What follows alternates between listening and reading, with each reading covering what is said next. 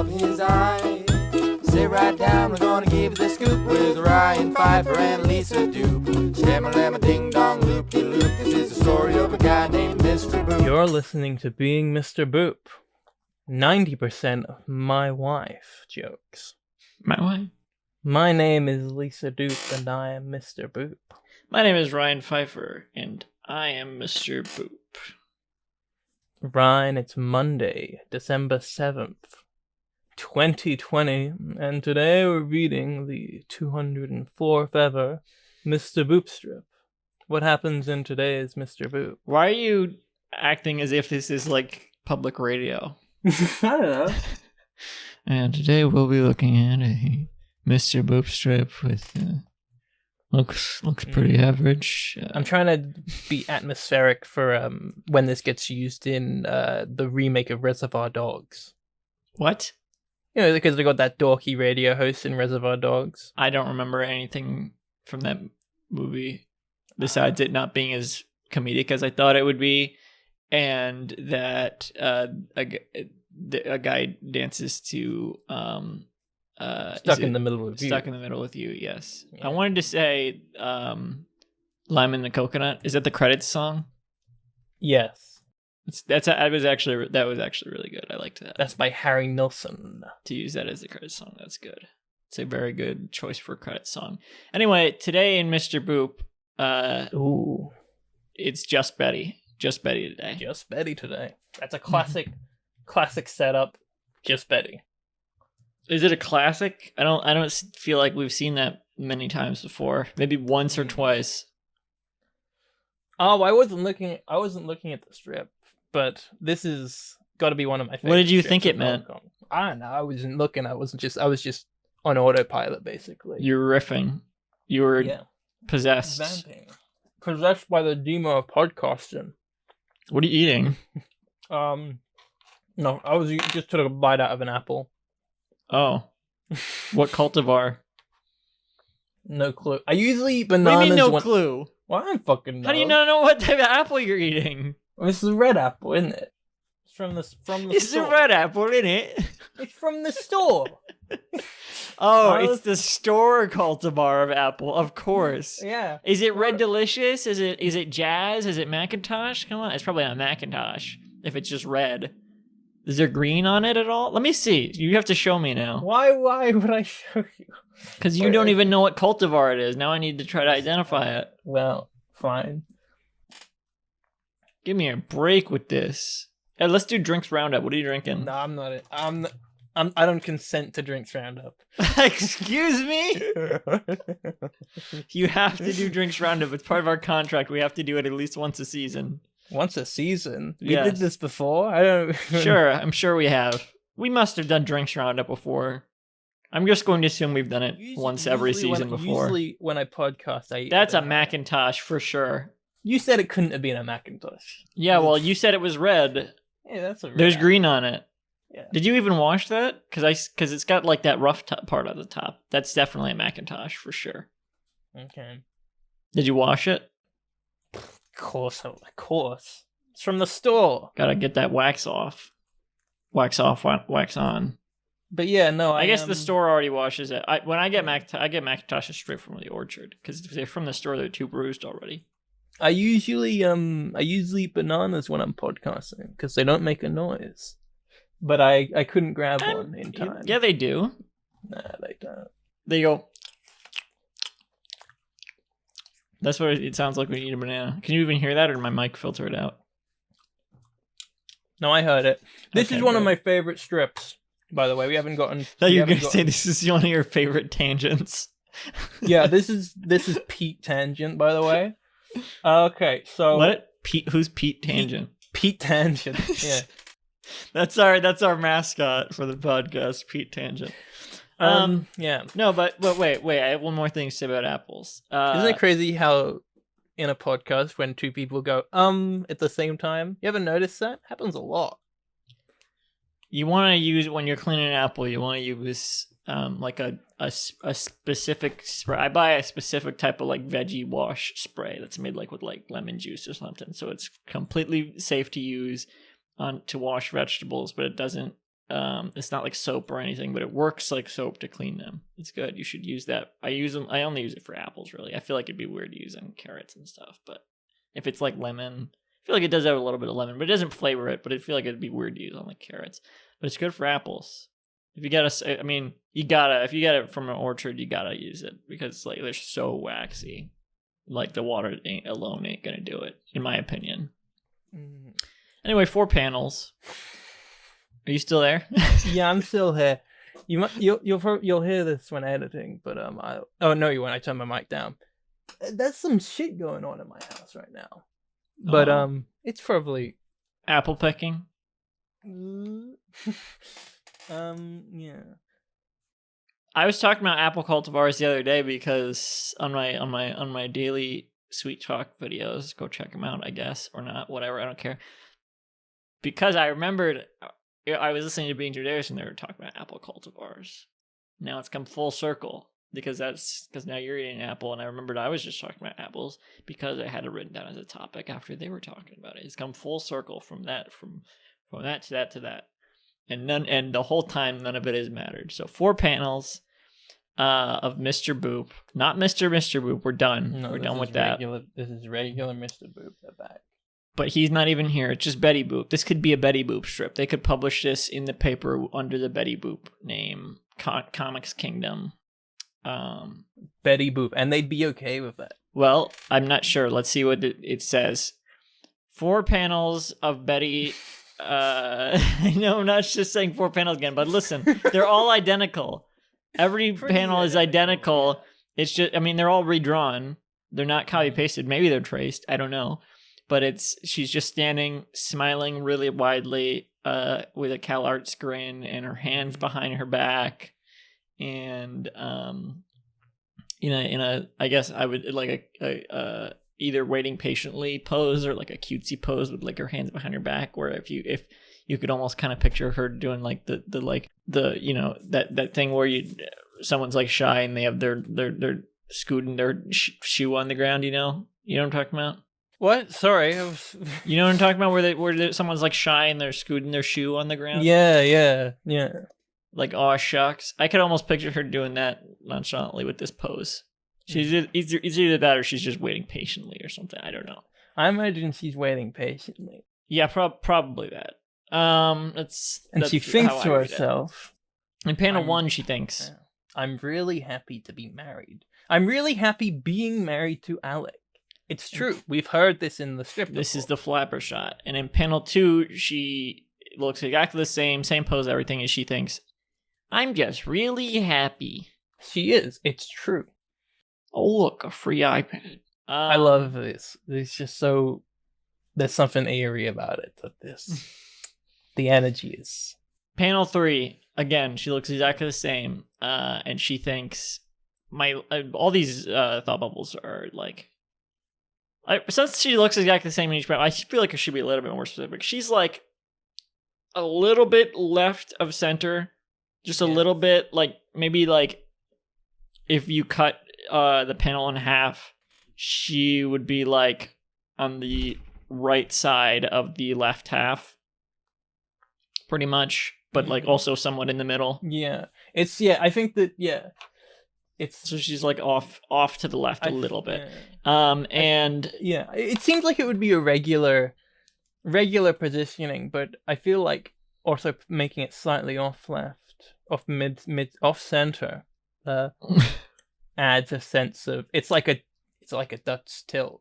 It helps to fit the speech bubble in, for one thing, and because also she's only taken up about like a little over half the panel. Like her height is only coming up to a little bit over half the panel if it was cut in half. Lengthwise. And in panel 3, she's thinking, my life's great. I'm happy and nothing's wrong. Thought I'd switch up her voice a little bit there. Try to do a Minecraft with a gadget. Yeah, no, I get it. Panel 4, she's not thinking anything. head empty, no thoughts. At least we can't see anything that she's thinking. I mean, she's not letting us into her. She's void of thought. She's a what do they call it? Philosophical zombie. She has no intermental life. Is that what they say? We gotta put in more. We're finishing up the podcast. We gotta try to fit in more Bing Jim Davis terms. Yeah. Otherwise, people will turn off. They'll be like, "They got this far without mentioning intentional stance." Intentional stance. Stan Cowpo. Well, we have our own version of that, which we already said earlier in the podcast. Flapper shot. The Patreon description reads, "Oh, cute. Great to check in with Betty." I've said this before a bunch of times. I don't want to imply that we're done describing the strip, because we're not. There is one key difference to the last panel, the art of the last panel, compared to the previous 3 panels. In panel 4, Betty's looking off to the right. Her glancing to the right of the panel. Stage right. I guess it would be she's glancing to the left from her perspective, but her eyes are no longer looking straight ahead.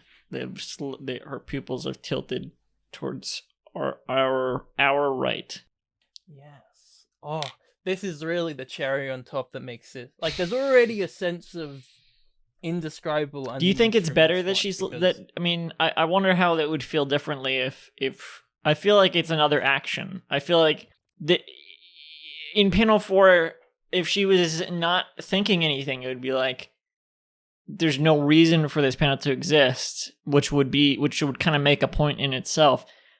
But she is doing another action. Like she's thinking in the first 3 panels. She's thinking different thoughts in the first 3 panels, and then in the 4th panel, the action is that she looks to the right instead of, if she was just still looking forward, it would be like she hasn't moved at all in this strip even. Like she's just paralyzed. Yeah, this shows. I feel like this is telling us that somehow Liz is still underneath that. This is her showing resistance in a little way against Alex's. Because if she was just looking straight at the camera, it'd be like, well, I guess he's still just saying what he's making her do. She can't control her own thoughts. But I'm not sure if it's. I mean, I feel like we already were done with Liz in general, like, because Liz was never even really there to begin with. Like, maybe she was real, but I mean, at this point, it's not even based on a real Liz anymore. I feel like there's some stuff later on to imply that Liz, from what I remember, I can't remember that, but I'll take your word for it. Liz appears again in the strip. So in that case, that's probably a proper reading of it, or that's a more fair reading of it. We can never know. We can never know if it would be better if she. Listeners, email in at info. What is it? info@beingmrboop.com. Is that what it is? It's contact at beingmrboop.com, and email us an edited version of this strip where the pupils in the 4th panel are just looking straight forward, because otherwise we'll never know. We'll never know what it would feel like. I feel like it would be just like, oh. Nope, there's no way to know. There's no way to know. Because it's not, this strip doesn't look like that. No, we can't imagine it. I mean, imagination. No, we don't have that. That's why we have to read other things. We can't make. Did you know that the first mention of the intentional stance in Bing Jim Davis was episode 250? Wow. And then they go on a huge tangent about it, and they discuss like what the intentional stance is, and I don't know. I was listening to that recently, and it's very interesting to hear, because like they have no idea that this is going to become such a trope of the podcast to mention the intentional stance all the time, and what is it? Jeffrey Lewis of the Middlebury Institute of, is that what it? I don't even know the exact name, but it's been so long since we've gotten a Being Jim Davis. I've forgotten all of this. What episode do you say you're at? I'm on like I just listened to 251 earlier, but 250 is when they were talking about the intention. Then you've already seen the debut of Lisa Doop. No. What? No. 250? Nuh-uh. Oh, really? No. Oh, I'm looking at the session numbers. I guess that's, yeah. On the spreadsheet. Session 250. Yeah, no. That would be way later. Okay. No, I'm not nearly that close. I'm still on year 1. You did not show up in year 1. No. Well, you're hosting, so unless you had something else to say. Probably someone walked into the room as she's podcasting again, or she had to turn down the microphone for some reason, talking about apple cultivars. She had some thoughts to herself about apple cultivars, and had to turn down her microphone because she's like, "Wait, what am I thinking about apple cultivars? I need to flesh out this thought about apple cultivars before I can end the podcast, but just to myself in my head and not speak it on the podcast." Oh, I just want to say, good strip. It's a real master of like creating this sense of unease. He's taken his established rules of the comic and, put this whole unreliable narrator thing on it. Do pineapples have cultivars? Oh, they do. They don't call them cultivars though. They just call them types. At least on ediblearrangements.com. We got Abacaxi pineapple. Feel free to end the podcast as I'm listening to these. We got Abacaxi pineapples, Queen pineapples, Red Spanish pineapples, Smooth Cayenne pineapples. That doesn't seem right. I don't feel like that could be a variety. I don't know what you're talking about. These are varieties. These are types of pineapples.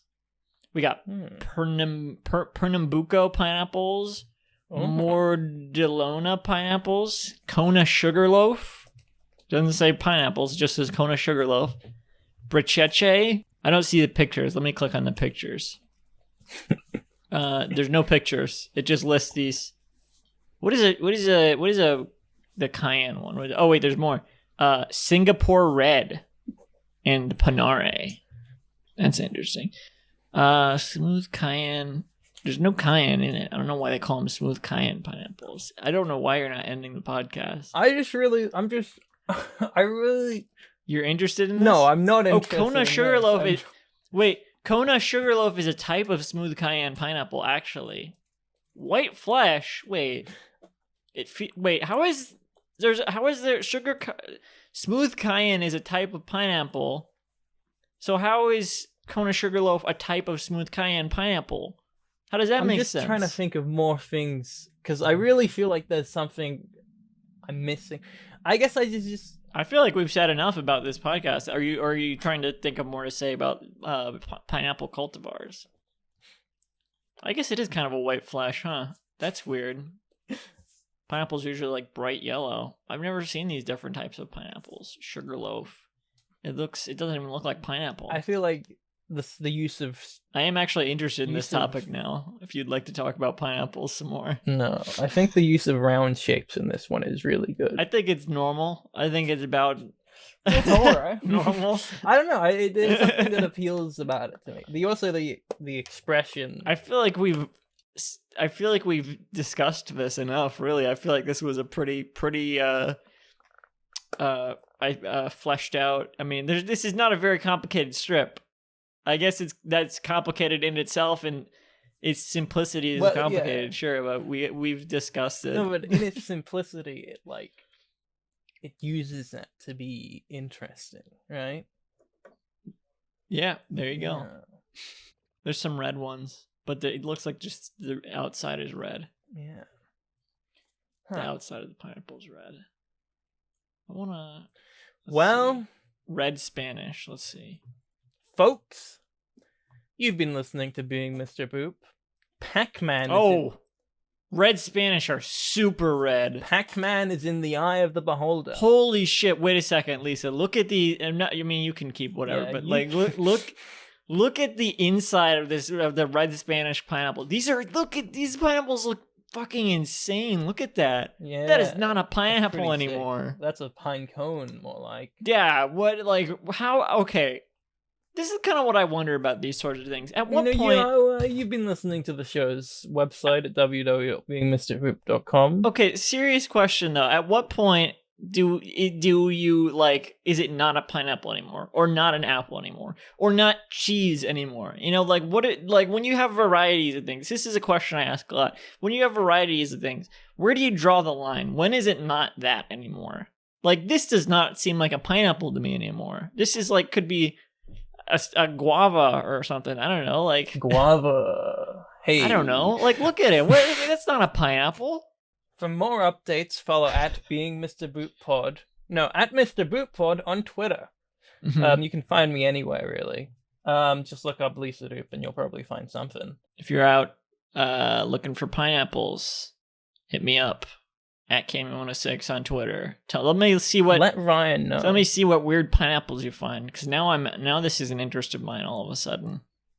Yeah. Let me know what weird pineapples you find, and at Semi Sweet Stuffs for everything Thank else you I make. and Probably good not night. pineapple related, but thank you. Good night.